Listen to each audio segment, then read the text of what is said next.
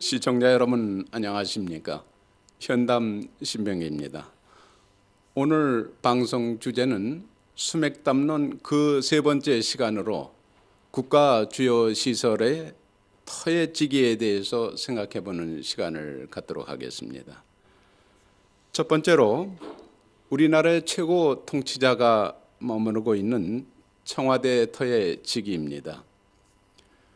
조선조 초대 임금인 태조 이성계가 조선을 건국하고 이제 개성의 지덕이 다 했댔다 해서 수도 천도를 계획하던 터에 인문적으로 산이 둘러싸여 있으며 서쪽에는 바다가 있고 남쪽에는 한강이 유유히 흐르고 있어 군사적으로 방어하기에 아주 좋은 그러한 지정학적 위치이기 때문에 한양을 염두에 두고 있었는데 이 밖에도 몇 가지 장점 요인이 있어 한양으로 도읍을 천도하기로 하고 1394년 10월에 한양 천도를 단행하기에 이르렀으며 오늘날 청와대 터의 왕실을 정했는데 그에 앞서서 한양 천도를 하기 위해서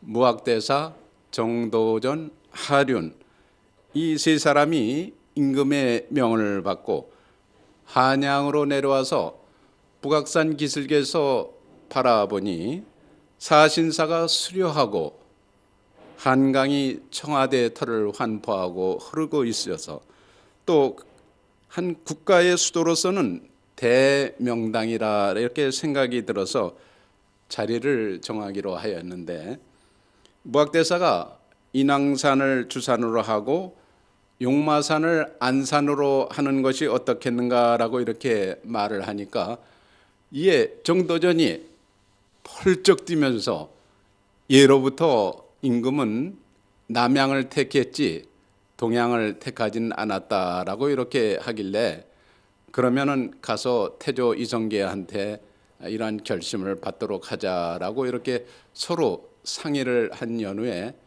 개성으로 향하게 됐는데 가는 도중에 아무리 생각해도 무학대사가 보니 앞으로 남양으로 이 자리에서 하게 되면은 왕실의 고륙상쟁이 일어나고 향후 200년 후에는 외세 침입이 있을 것으로 생각했는데 정도전이 자네 이거 다시 한번 재고할 생각이 없는가라고 했더니 일단은 임금한테 이 사실을 결심을 받는 게 좋겠다라고 해서 고집을 부려 마지 못해서 이제 개성으로 향하게 됐습니다.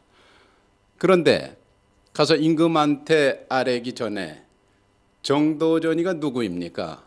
조선조 개국 공신인데다가 아주 혁혁한 공을 세웠고 그 다음에 이성계로부터 아주 총애를 받던 그런 사람인데 당연히 정도전 손을 들어주고 말아서 오늘날 이 청와대 터가 그대로 정도전이 얘기대로 남양을 향한 그러한 터로 자리매김을 하게 됐습니다. 그로부터 무학대사가 얘기했듯이 조선조 제3대 왕인 태종이 그의 아버지인 태조 이성계의 그 부인 신씨의 자녀 중에서 다섯째, 여섯째 방석, 방간이 결국은 왕으로 옹립하려 하는 그런 계략을 태종 이방원이가 알고는 이 두 사람을 한 사람은 유배를 보내고 한 사람은 그야말로 처참하게 이렇게 만들었기 때문에 고륙상쟁이 일어나고 말았고 그리고 200년 후에는 일본이 즉 1592년에 임진왜란이 일어나서 그로부터 정유재란까지 합쳐 모두 7년 전쟁을 하는 바람에 우리 백성들이 많은 고초를 겪고 결국 고통을 감내하게 될 지경에 이르렀습니다. 그러면 본론으로 들어가서 현재 청와대 터의 그런 직위는 어떠한가? 청와대 터의 직위는 음기가 매우 강하고 유에너진 수맥파가 강해서 터의 직위가 보통 세지 않기 때문에 여기에 대통령으로 들어오는 사람은 웬만해서는 그 기에 눌려서 건강상이나 또는 정책 모든 사항에 있어서 어려움을 겪게 되고 유종지미를 마치기가 그리 쉽지 않을 것으로 생각이 듭니다. 한때는 우리나라에서 지금 한양 천도와 마찬가지로 수도 천도를 하기 위해서 계룡산 즉 계룡대가 있는 그곳으로 생각도 했었습니다마는 모든 여건이 많지 않아서 오늘에 이르게 됐는데 또 한편의 일설에 의하면은 이미 600년 지기가 한양터의 지기가 다 됐다라고 하는 그런 일설도 있었습니다.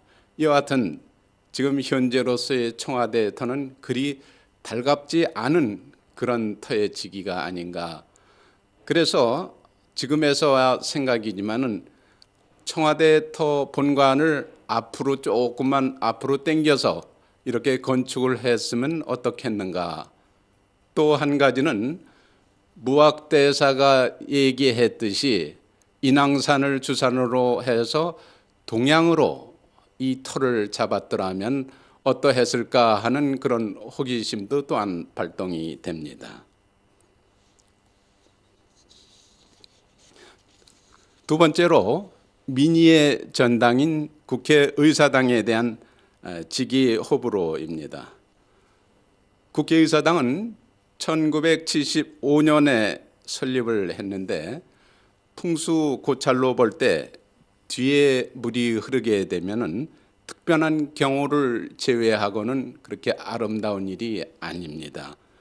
그보다 우선 혈자리인 의사당 본관의 터의 직위가 음기가 매우 강하고 또한 유에너진 수맥파가 매우 강하기 때문에 그 국회에서 하고자 하는 정책 입안이라든가 여야의 그런 협치는 고사하고 허구한 날 정쟁만 일삼게 되니 또한 이로 인해서 허송세월만을 보내게 되어 현재 의사당의 현 주사가 바로 이러한 상태입니다. 뿐만 아니라 그 안에서 근무하고 있는 그 직원 여러분들이 대부분이 건강상 어려움을 겪을 수도 또한 있습니다. 물론 각각의 집무실 책상을 정밀 진단해서 자리 배치를 한다면 혹 모를까 여하튼 수맥이 있는 곳은 피하는 것이 최선의 방법이긴 합니다.